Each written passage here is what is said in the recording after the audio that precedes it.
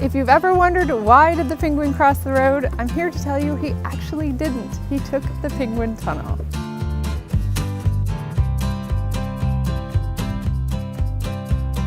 In the tiny town of Oamaru, New Zealand, people got together and decided, let's build a penguin tunnel to help protect these little guys. Because life can be pretty tough when you're only about 1 foot tall and weigh less than 2 pounds.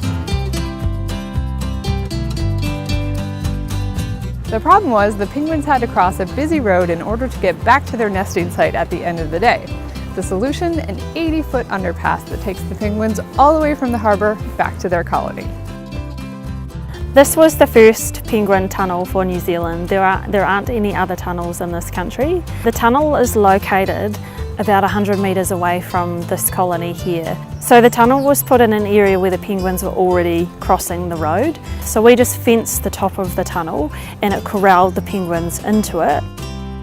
These are the world's smallest penguins, and as you can imagine, they are adorable.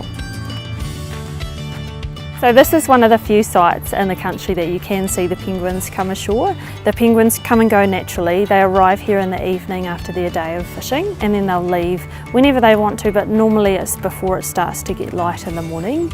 The birds faithfully return back to this spot every single night. It's pretty amazing to see them waddle their way out of the ocean.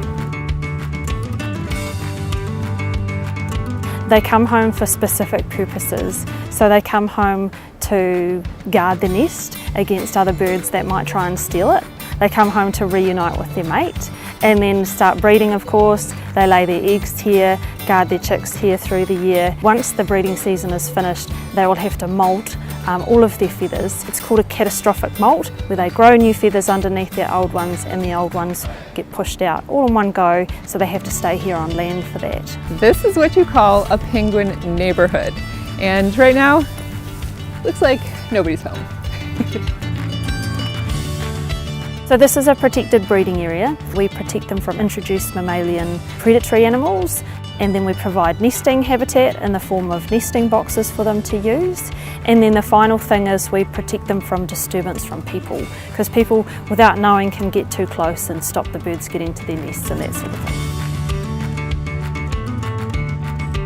These birds sure are tiny. They're only about the size of my foot, but don't let that fool you. They can make a ton of noise.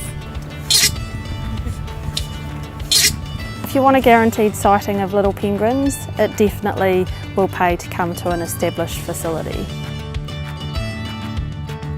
Of course, seeing penguins is just one reason to love New Zealand. There are tons of reasons to visit, including the world's tallest waterfall climb, heli biking, amazing beaches, whale watching, and hundreds and hundreds of dolphins. Plus, the scenery is not too shabby either.